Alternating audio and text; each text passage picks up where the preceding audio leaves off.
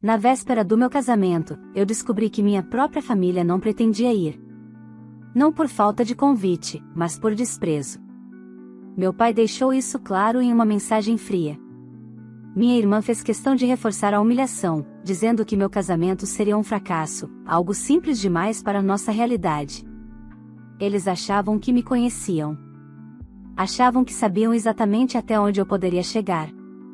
O que não imaginavam era que, enquanto me julgavam em silêncio, eu construía algo que jamais fizeram questão de enxergar. No dia seguinte, uma única foto mudou tudo. E, a partir daquele momento, nada voltou a ser como antes. Se você acha que família sempre merece perdão, talvez essa história faça você repensar até onde vale a pena insistir. Olá, seja bem-vindo ao canal Histórias Surpreendentes. Curta e se inscreva nesse canal, aproveite e ative as notificações, comente aqui de qual cidade você está assistindo, vou adorar saber e deixar um coração no seu comentário. Vale lembrar que os nossos vídeos não são relatos reais, são histórias voltadas apenas para o entretenimento. Toda a criação e edição são feitas pelo proprietário do canal. Nunca fui a filha que causava orgulho. Desde cedo, aprendi a ocupar um lugar silencioso dentro da própria casa, como se minha presença fosse tolerada, mas jamais celebrada. Meus pais sempre tiveram facilidade em exaltar minha irmã mais nova, tudo nela parecia digno de aplauso, mesmo quando não havia esforço algum. Já eu cresci tentando ser invisível para não incomodar, engolindo comparações, críticas disfarçadas de conselhos e aquela sensação constante de que qualquer conquista minha seria sempre menos. Com o tempo, entendi que não adiantava esperar reconhecimento. Foquei nos estudos, trabalhei em silêncio, construí minha vida longe dos holofotes da família. Conheci meu noivo nesse processo, alguém que também carregava suas próprias marcas, mas que acreditava em planos, não em aparências. Juntos, aprendemos a crescer com responsabilidade, sem ostentação, mas com muito controle e organização. Nada caiu do céu. Tudo foi planejado centímetro por centímetro. Quando ficamos noivos, não fizemos alarde. Eu sabia que qualquer anúncio viraria palco para ironias, então preferi manter as coisas simples, ou, pelo menos, discretas aos olhos deles. O casamento seria do nosso jeito, elegante, bem estruturado, dentro daquilo que conquistamos com nosso próprio esforço. Não queríamos impressionar ninguém. Queríamos celebrar. Mas, na minha família, silêncio sempre foi interpretado como fracasso. Na véspera do casamento, o grupo da família no aplicativo de mensagens, que raramente era usado para algo além de cobranças indiretas, ganhou vida. Eu estava revisando os últimos detalhes com os fornecedores quando o celular vibrou. Abri a conversa sem imaginar que aquelas palavras ficariam marcadas em mim por muito tempo. Meu pai escreveu, sem rodeios: não iremos em uma festa com jantar simples. Não houve pergunta. Não houve curiosidade. Apenas julgamento. Logo em seguida, como se estivesse aguardando a deixa, minha irmã respondeu: esse casamento vai ser um desastre. Tudo simples demais. Não condiz com a nossa realidade. Nossa realidade. Li aquilo várias vezes. Que realidade era essa da qual eu nunca fiz parte? A realidade deles sempre foi feita de aparências, de histórias contadas pela metade, de uma superioridade que nunca se sustentava na prática. Ainda assim, ali estava eu, novamente reduzida à imagem que criaram de mim, a filha que nunca chegou a lugar algum. Não respondi. Não por falta de argumentos, mas por escolha. Eu já tinha aprendido que explicar demais para quem não quer ouvir é apenas uma forma de se machucar outra vez. Desliguei o celular, respirei fundo e segui com o que realmente importava. O dia seguinte chegaria, querendo eles ou não. O que meus pais e minha irmã não sabiam, e nunca fizeram questão de saber, era que, enquanto eles falavam, nós executávamos. Enquanto julgavam, nós planejávamos. Enquanto apostavam no meu fracasso, eu construía algo sólido, longe da visão limitada deles. Na manhã do casamento, acordei tranquila. Não havia raiva, nem desejo de provar nada. Havia apenas uma certeza serena de que aquele dia não era sobre revanche, mas sobre fechamento de ciclos. Vesti-me com calma, caminhei até o local escolhendo cada passo como quem atravessa um limite invisível.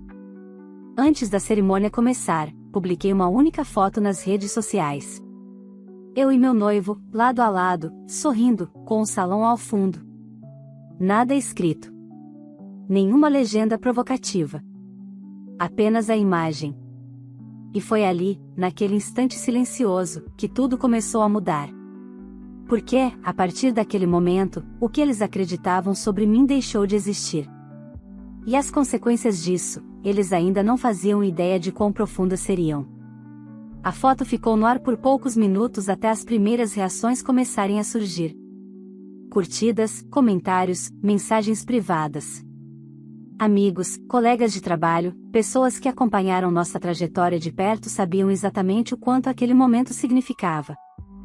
Mas eu não estava olhando para isso. Meu celular começou a vibrar de um jeito diferente, insistente, quase nervoso. E eu sabia exatamente de onde vinha. Primeiro foi minha mãe. Não comentou na publicação. Preferiu me chamar no privado, como sempre fazia quando queria manter as aparências. Esse lugar é onde? Li a mensagem e senti algo que não era raiva, nem satisfação. Era distanciamento. Respondi apenas com o nome do salão. Nenhuma explicação a mais. Minutos depois, meu pai tentou ligar. Ignorei. Ele nunca se interessou pelos detalhes do meu casamento antes. Não seria agora que eu abriria espaço para questionamentos tardios. Em seguida, veio outra mensagem no grupo da família. Desta vez, o tom já não era de desprezo, mas de confusão disfarçada de ironia. Isso aí é só pra foto, né? Minha irmã não demorou a completar. Hoje em dia tudo dá pra fingir na internet. Era curioso observar como a narrativa deles mudava rápido quando a realidade não se encaixava no roteiro que haviam criado sobre mim. Passei anos sendo a filha sem ambição, a que precisava se colocar no seu lugar, a que não combinava com coisas grandes. Agora, de repente, aquilo tudo precisava ser desvalorizado para que o orgulho deles não ruísse. Enquanto isso, eu caminhava pelo salão, cumprimentava convidados, sentia o clima vivo daquele espaço que planejamos com tanto cuidado. Nada ali era improvisado. Cada detalhe refletia escolhas conscientes, desde a decoração até o menu, desde a banda até a iluminação. Não era luxo vazio. Era conquista. Pouco antes da cerimônia começar, uma amiga se aproximou e comentou, em tom baixo, "Seus pais não vêm mesmo?" Balancei a cabeça afirmativamente. Não houve constrangimento. Houve compreensão. Quem me conhecia sabia que aquela ausência não era casual. Era resultado de anos de desprezo acumulado, de limites ignorados, de silêncios impostos. Quando caminhei até o altar, não senti falta de ninguém. Senti presença. Do homem que escolhi dividir a vida, das pessoas que torceram por mim quando ninguém da minha família acreditava. A cerimônia foi intensa, verdadeira, sem excessos emocionais encenados. Cada palavra dita ali tinha peso. Durante a festa, o celular voltou a vibrar. Desta vez, mensagens mais diretas. Você podia ter avisado melhor. Isso tudo foi exagero. Está querendo nos expor? Expor. Essa palavra me fez sorrir de leve. Eles sempre confundiram consequência com exposição. Nunca se preocuparam em como me tratavam, apenas em como seriam vistos quando o reflexo não fosse favorável. Minha irmã, já visivelmente incomodada, mandou a mensagem que deixou tudo claro: agora vai sair se achando rica? Não respondi. Não precisava. Minha vida não era mais um debate aberto à opinião deles. Eu estava ali, vivendo algo que conquistei, enquanto eles tentavam reorganizar uma imagem que não se sustentava mais. O que eles ainda não percebiam era que aquela noite não marcava apenas um casamento. Marcava o início de uma ruptura silenciosa. Uma mudança de posição que não seria revertida com pedidos tardios ou tentativas de controle. E, sem saber, eles estavam prestes a descobrir que algumas portas, quando se fecham, não fazem barulho algum. Apenas não se abrem mais. A lua de mel começou como um respiro necessário. Não apenas pelo casamento, mas pelo peso que eu vinha carregando há anos sem perceber. Escolhemos um destino simples para descansar, longe de redes sociais e de qualquer ruído externo. Mesmo assim, as mensagens continuaram chegando. Eu não abria, mas via as notificações se acumularem como uma tentativa desesperada de retomar o controle que nunca mais teriam. Quando voltamos, a realidade me aguardava com um silêncio estranho. O grupo da família estava parado. Nenhuma ironia, nenhuma provocação. Aquilo, vindo deles, nunca foi bom sinal. Foi minha mãe quem quebrou o gelo alguns dias depois, aparecendo na porta do meu apartamento sem avisar. Não trouxe flores, nem parabéns atrasados. Trouxe perguntas. Olhou ao redor com atenção excessiva, como quem procura provas. Reparou nos móveis, no espaço, nos detalhes. Eu deixei. Sempre achei curioso como, de repente, eles passaram a se interessar pela minha vida depois de perceberem que ela não era pequena como imaginavam. Esse apartamento é alugado? Ela perguntou, fingindo naturalidade. Respondi com calma que era nosso. Comprado. Não dei mais detalhes. O silêncio que se seguiu foi quase constrangedor. Pela primeira vez, vi minha mãe sem argumentos, tentando reorganizar mentalmente tudo o que acreditava saber sobre mim. Poucos dias depois, meu pai ligou. Não pediu desculpas. Disse que estava confuso. A confusão dele, percebi, não era sobre ter me ferido, mas sobre não entender como eu havia chegado ali sem que eles tivessem participado. Para eles, sucesso sempre precisou de validação externa.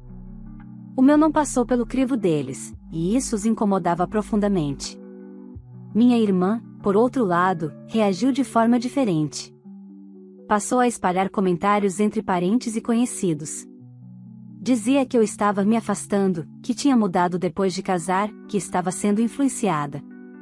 Era a narrativa que restava quando a superioridade imaginária começava a ruir. O problema foi que essa narrativa não se sustentou por muito tempo. Um convite chegou para um evento profissional do meu marido, algo importante, com pessoas influentes da nossa área. Meus pais ficaram sabendo por terceiros. Não porque eu contei, mas porque alguém comentou casualmente. Foi ali que percebi que a ficha começou a cair de verdade. Eles estavam ficando de fora não por maldade minha, mas porque nunca fizeram parte do que construímos. Minha mãe voltou a insistir em encontros. Meu pai começou a usar um tom mais brando.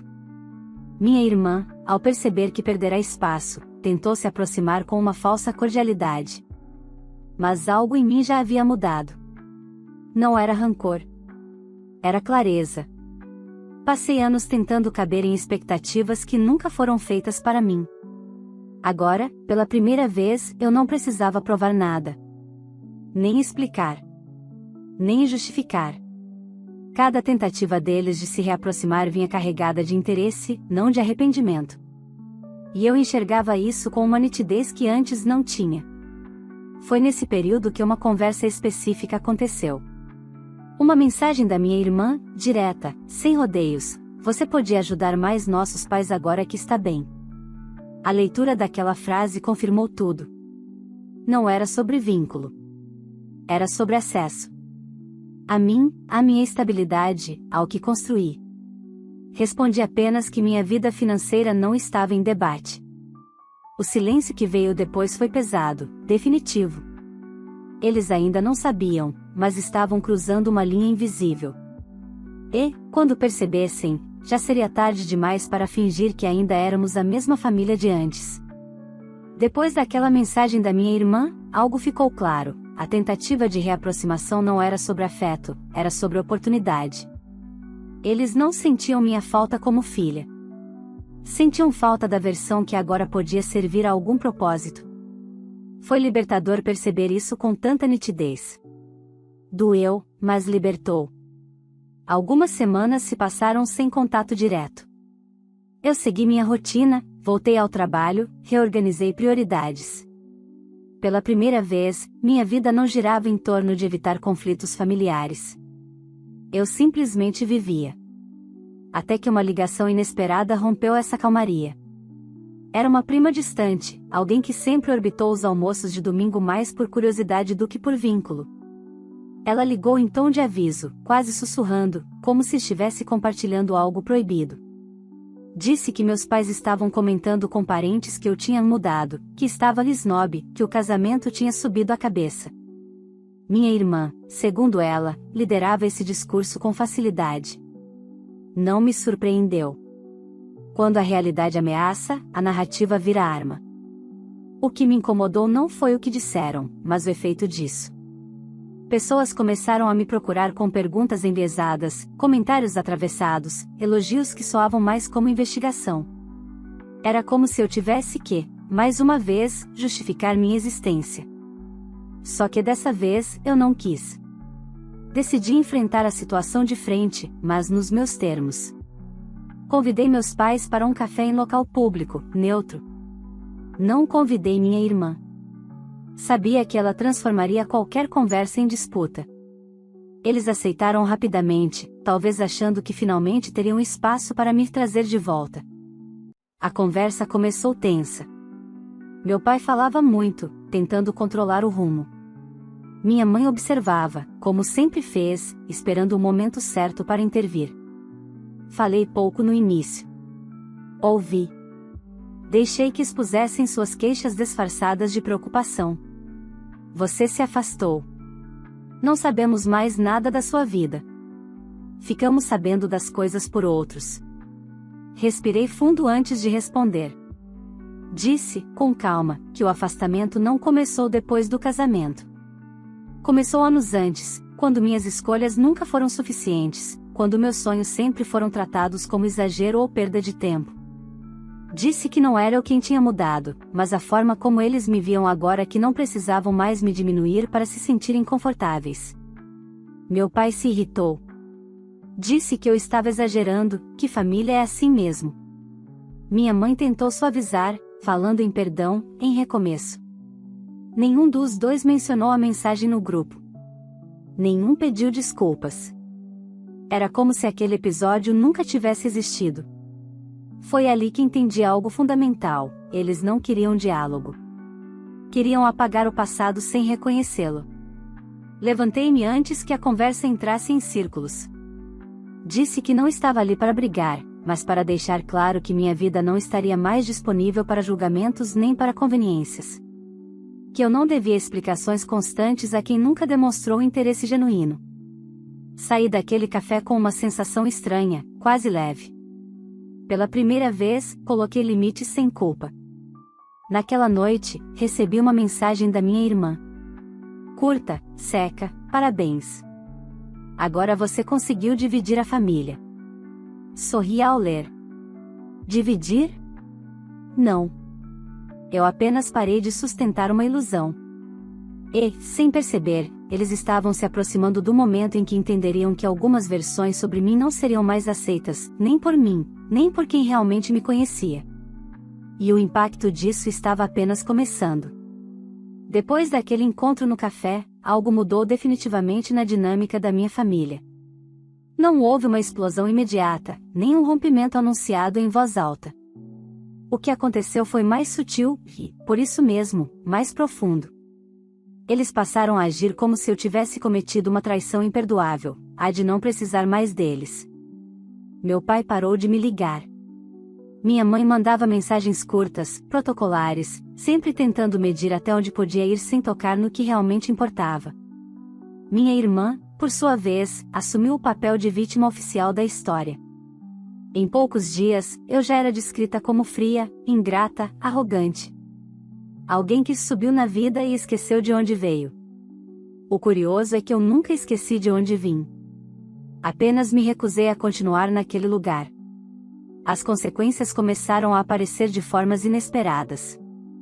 Um parente que antes mal me cumprimentava passou a me tratar com exagerada cordialidade. Convites surgiram do nada. Gente interessada em reaproximação. Era nítido que a versão da minha vida, antes invisível, agora despertava curiosidade e, em alguns casos, conveniência. Minha irmã percebeu isso rápido demais. Em uma tentativa mal disfarçada de retomar protagonismo, organizou um jantar na casa dos meus pais. Fez questão de convidar parentes, amigos antigos, pessoas que sempre aplaudiram cada passo dela. Não me convidou, claro. Mas falou de mim a noite inteira. Soube disso porque alguém comentou depois. Disse que ela repetia, com insistência, que eu tinha mudado depois de casar, que estava se achando melhor, que tinha vergonha da própria família. O que ela não contava era que ninguém parecia convencido como antes. Algumas perguntas surgiram. Alguns silêncios desconfortáveis também. Pela primeira vez, a narrativa dela encontrava resistência. Enquanto isso, minha vida seguia em outro ritmo. Eu e meu marido começávamos novos projetos, pensávamos no futuro com tranquilidade. Nada extraordinário, apenas sólido. O tipo de estabilidade que não faz barulho, mas se sustenta. E talvez fosse exatamente isso que mais incomodava. Não havia escândalo, nem queda, nem arrependimento público da minha parte. Foi então que meu pai apareceu novamente. Não com uma ligação, mas com um pedido. Disse que precisava conversar. Aceitei, mas impus condições.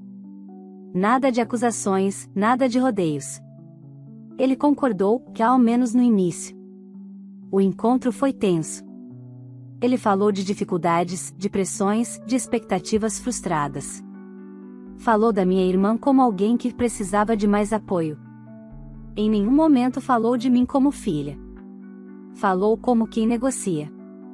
Quando mencionou, de forma indireta, a possibilidade de eu ajudar mais, algo em mim se fechou. Disse, com firmeza, que não seria o plano B de ninguém. Que não iria sustentar uma dinâmica que sempre me colocou em segundo lugar. Que ajudar não é obrigação quando nunca houve cuidado real. Ele se levantou irritado. Disse que eu estava sendo dura demais. Eu respondi que estava sendo justa. Ao sair dali, soube que aquele era um ponto de não retorno. Não por escolha impulsiva, mas porque finalmente entendi que continuar disponível significava continuar sendo usada. E eu não estava mais disposta a isso. Minha ausência começou a pesar. Não como saudade, mas como impacto. E, sem perceber, eles estavam prestes a enfrentar as consequências sociais, emocionais e práticas de terem me subestimado por tanto tempo. Minha ausência começou a produzir efeitos mais claros do que eu imaginava. Não porque eu fosse essencial à rotina deles, mas porque eu havia ocupado por anos um papel conveniente, o da filha que cedia, que resolvia, que amortecia conflitos. Sem mim, os problemas deixaram de ter para onde escorrer. Minha irmã passou a ligar para mim com mais frequência, sempre usando um tom que alternava entre falsa preocupação e impaciência. Dizia que nossos pais estavam diferentes, que a casa estava pesada, que eu precisava ser mais compreensiva. Em nenhum momento reconheceu o próprio comportamento. Era como se tudo fosse responsabilidade minha por ter saído da posição que me atribuíram. Ignorei as primeiras tentativas. Depois, respondi uma única vez, deixando claro que não voltaria para ocupar um lugar que sempre me fez mal. A resposta dela veio carregada de irritação. Disse que eu estava sendo egoísta, que família não funciona assim. Achei curioso ouvir isso justamente de quem sempre funcionou às custas dos outros. Com o passar das semanas, comecei a perceber um movimento diferente entre os parentes. Aqueles que antes aplaudiam minha irmã passaram a questionar. Não me ligavam para defender, mas para entender. Perguntavam, com cuidado, como eu tinha conseguido construir minha vida sem ajuda, como tinha sido o processo, o que eu fazia. A curiosidade não era só financeira, era sobre autonomia. Minha irmã sentiu esse deslocamento de atenção. Em uma tentativa desesperada de recuperar o controle da narrativa, publicou comentários indiretos nas redes sociais, frases sobre ingratidão, sobre pessoas que esquecem suas origens. Não me marcou, mas todos sabiam de quem se tratava. O efeito, no entanto, foi o oposto do que ela esperava. Algumas pessoas começaram a questionar publicamente aquelas mensagens. Outras apenas se afastaram. Meus pais, por sua vez, passaram a enfrentar algo novo, o silêncio. Sem minha presença para intermediar, a convivência com minha irmã se tornou mais tensa. Ela não tinha mais alguém para culpar, nem alguém para sustentar expectativas irreais.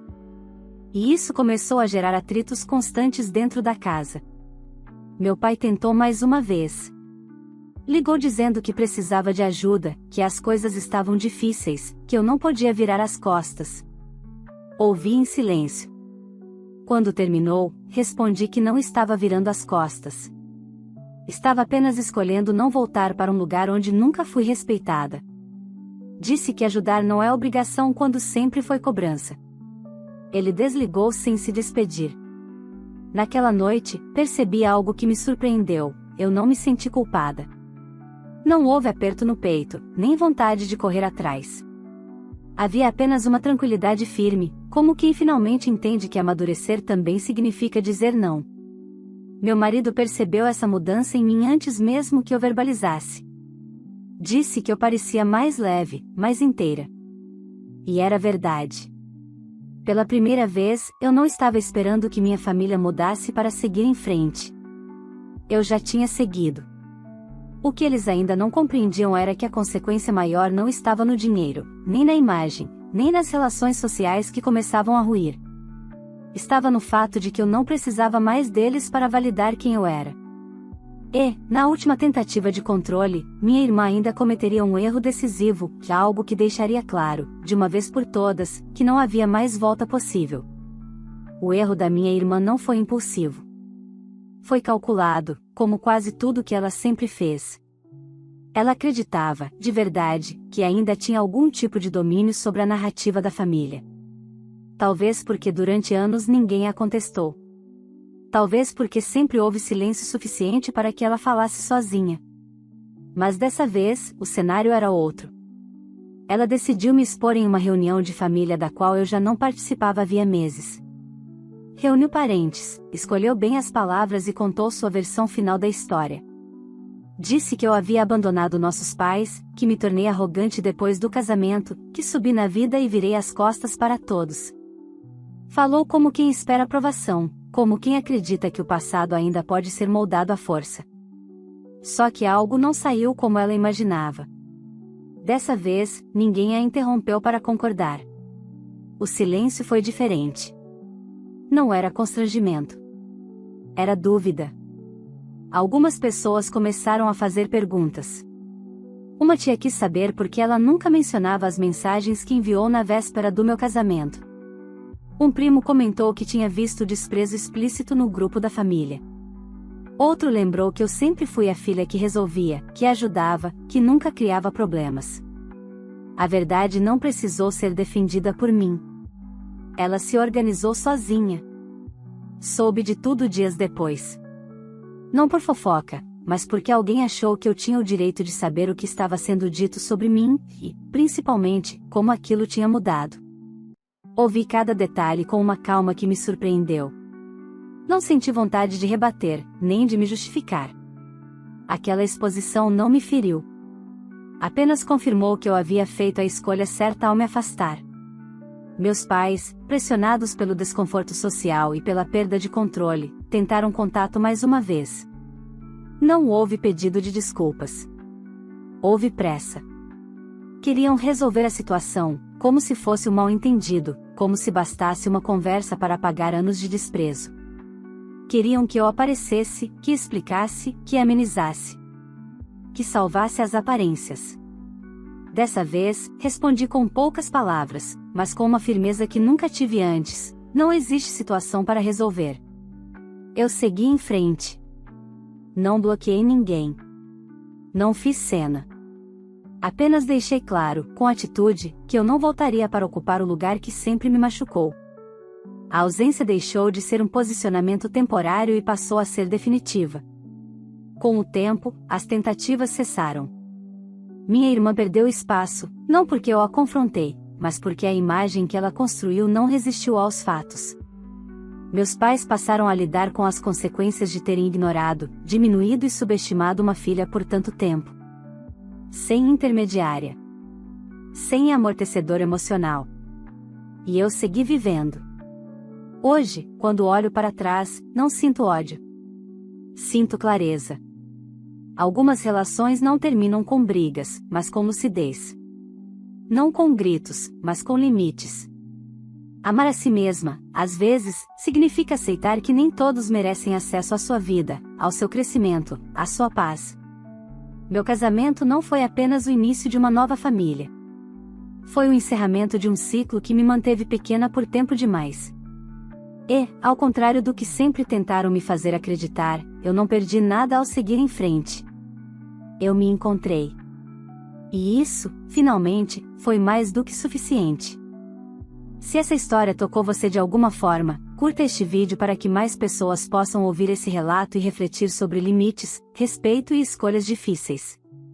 Inscreva-se no canal para não perder as próximas histórias. Aqui sempre tem um novo capítulo que faz a gente pensar sobre família, amor próprio e recomeços. Compartilhe este vídeo com alguém que precise ouvir que seguir em frente também é um ato de coragem. Às vezes, a maior prova de amor é saber dizer não.